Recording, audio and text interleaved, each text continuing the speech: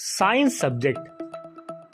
Science का नाम सुनते ही हमारे दिमाग में केमिकल्स के नाम, नेचुरल फिनोमिनास के नाम, हमें यह लगता है कि हम जो भी अपने यूनिवर्स के अंदर जानते हैं, पढ़ते हैं, व्हाट, व्हाई, हाउ, ये तीनों ही सवाल का आंसर देती है हमारी साइंस सब्जेक्ट। ऐसे में बहुत सारे विद्यार्थियों के लिए साइंस का सब्जेक्ट एक चैलेंज होता है और साइंस में वह कुछ गलतियों की वजह से बहुत कमजोर होते हैं। साइंस की तैयारी किस तरीके से करें, कैसे अपने इस सब्जेक्ट को, बेहतरीन सब्जेक्ट को, जो कि अपने आप में ही एक बहुत बड़ी मिस्ट्री है, अपने आप में बहुत ज्यादा डीप सब्जेक्ट है, कैसे इस सब्जेक्ट को स्ट्रॉन्ग करें और साइंस के प्रति अपने इंटरेस्ट को बढ़ाएं, अपने झुकाव को बढ़ाएं।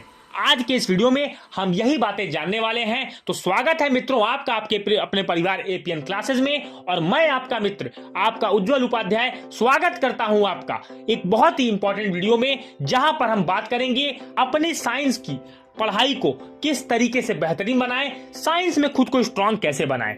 सबसे पहले जान लें, साइंस के अंदर आपको 3 चीजें करनी होती है। वह होती है विजुअलाइज, एनालाइज, कॉन्सेप्चुअलाइज। ये तीनों ही पॉइंट्स मैं आपको समझाने वाला हूं। सबसे पहली बात ये कि साइंस एक बहुत इंटरेस्टिंग सब्जेक्ट है, और जब तक हमारे पास विजुअलाइजेशन की पावर नहीं होगी, हमारे अंदर क्वेश्चन करने की एबिलिटी नहीं होगी, तब तक हमारा साइंस सब्जेक्ट बेहतरीन नहीं बन पाएगा।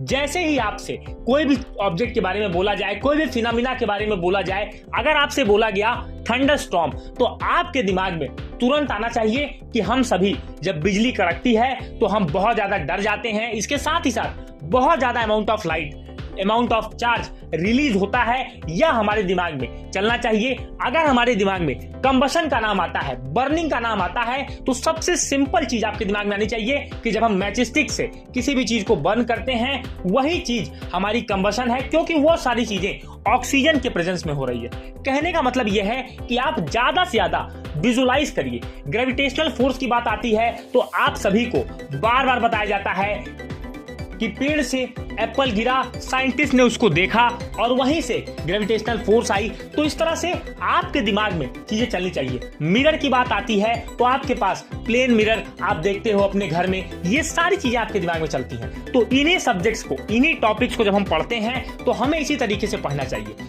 दूसरी बात, प्रैक्टिकल अप्रोच आपका होना चाहिए। जैसे अगर बोला जाए HCl, तो दोस्तों आपको पता है कि हमारे बॉडी के अंदर भी HCl रिलीज होता है, जिसका pH 2.4 के अप्रॉक्स होता है। ये सारी बातें आपको जाननी होगी। जब आप केमिकल रिएक्शंस को पढ़ते हैं तो आपको पता होना चाहिए कि HCl क्या है, कैल्शियम कार्बोनेट क्या है, ये सारी चीज आप जानते हैं। तो साइंस को प्रैक्टिकली समझने के लिए आप चाहें तो लेबोरेटरी में जाएं, तरह तरह के वीडियोस को देखा करें, जैसे कि आप साइंस के प्रति अपने इंटरेस्ट को पहले जगाएं। तीसरी बात, एनालाइज योर स्टडी। जब आप साइंस की स्टडी करते हैं तो हमेशा ध्यान रखें कि आपको थ्योरी, कॉन्सेप्ट और प्रैक्टिकल अप्रोच, इन तीनों ही अप्रोच के साथ आगे बढ़ना है। आप कोई भी एग्जाम देते हैं, बोर्ड एग्जाम, अपने क्लास का एग्जाम, आप ये बात जरूर देखते हैं कि साइंस का पेपर आपसे बहुत ज्यादा प्रैक्टिकल अप्रोच में पूछा जाता है। यानी कि आप क्या सोचते हैं, आपने किस फिनोमिना को देख करके क्या ऑब्जर्व किया, value based question, case based question, assertion reason, ऐसे क्वेश्चन आपको देखने को मिलते हैं। और ये सवाल तब तक आप सॉल्व नहीं कर सकते तब तक आप साइंस की कॉन्सेप्चुअल अंडरस्टैंडिंग नहीं रखते कि कोई भी फिनोमिना क्यों हो रहा है, किस किस चीजों के प्रेजेंस में हो रहा है, कैसे वो फिनोमिना कराया जा रहा है। और अगर हम अपने हिसाब से सोचें, जैसे मोशन बोला जाए तो आपके दिमाग में गति चलनी चाहिए, फिर आप गति से रिलेटेड सारे सवाल पूछ सकते हैं। यूनिफॉर्म मोशन क्या है, नॉन यूनिफॉर्म मोशन क्या है, एक्सेलरेशन क्या है, वेलोसिटी क्या है। तो आप जब किसी कॉन्सेप्ट को पकड़ेंगे तो बहुत आसानी के साथ अपने चैप्टर्स को समझ पाएंगे। दूसरी बात, don't study science too fast. बहुत ज्यादा लोग, जो बहुत सारे लोग होते हैं, वो एग्जाम के समय का वेस्ट करते हैं, इंतजार करते हैं कि एग्जाम का समय आए। एग्जाम का वेट उन्हें हमेशा रहता है। वो चाहते हैं कि जब एग्जाम का समय आए तो हम जल्दी जल्दी साइंस को पढ़ने का प्रयास करें। बजाय इसके आप शुरुआत से ही साइंस को लेकर बहुत अवेयर रहें। जो भी टॉपिक्स आप पढ़ रहे हैं उनको डिटेल तरीके से पढ़ें, उनको समझने का प्रयास करें और खुद से अपनी आंसर राइटिंग एबिलिटी लाएं। क्योंकि जब आप साइंस में चीजों को समझ लेते हैं, जब आपके बेसिक कॉन्सेप्ट क्लियर होते हैं, आपका पीरियोडिक टेबल, आपके केमिकल फॉर्मूलेज, आपके फिजिक्स में जो भी चैप्टर्स हैं वो क्लियर हैं, बायोलॉजी में आपके डायग्राम्स क्लियर हैं, आप ये जान चुके हैं कि कौन सा पार्ट आपको कहाँ लेवल करना है, किस पार्ट का क्या यूज है, किस ग्लैंड का क्या फंक्शन है, ये सारी बेसिक चीजें आपको जाननी होंगी।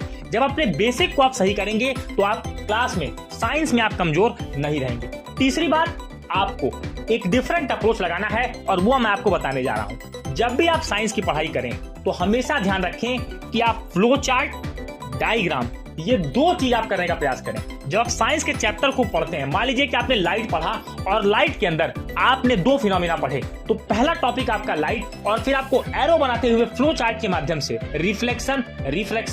रिफ्लेक्शन के लॉज आपको बताने हैं, रिफ्रैक्शन के आपको लॉज बताने हैं, फिर रिफ्रैक्शन से रिलेटेड जो टर्म है, रिफ्लेक्शन से रिलेटेड जो भी टर्म है, जो भी फिनोमिना आपको देखने को मिलता है, वो सारी चीजें आप फ्लो चार्ट के माध्यम से पढ़ने का प्रयास किया करें। जब भी आप किताब को पढ़ते हैं, पहले आप बुक को पढ़ें, चैप्टर की पूरी अंडरस्टैंडिंग लें और कोशिश करें, try to complete your chapters in 3 pages. हाँ दोस्तों, अपने किसी भी चैप्टर को अगर आप 3 पेज के अंदर लाने की काबिलियत रखते हैं तो आप समझ लीजिए कि आप साइंस में बहुत बेहतरीन चल रहे हैं, साइंस में आप अच्छे तरीके से चीजों को समझ पा रहे हैं। अगर आपने कोई चैप्टर पढ़ा, मान लीजिए कि आपने चैप्टर पढ़ा इलेक्ट्रिसिटी, तो आपको उस चैप्टर के अंदर यह ध्यान रखना है कि मुझे 3 पेज से ज्यादा इस चैप्टर को समराइज कर देना है। 3 पेज के अंदर जो बेसिक, मेन और डीप कॉन्सेप्ट्स हैं उनको मुझे इन 3 पेजों के अंदर लिख देना है। इससे ज्यादा मैं कुछ भी इसमें नहीं बढ़ने वाला हूं। जब बात आती है बायोलॉजी की, तो बायोलॉजी के अंदर draw as much as diagram as you can. जितना ज्यादा डायग्राम आप बना सकते हैं, डायग्राम बनाइए, उन पार्ट्स को लेबल करिए, उन पार्ट्स के फंक्शंस को जानिए। जितना ज्यादा आप ये प्रयास करेंगे, आपकी बायोलॉजी बहुत अच्छी होगी, एनहांस होगी, आप चीजों को ज्यादा समझ पाएंगे।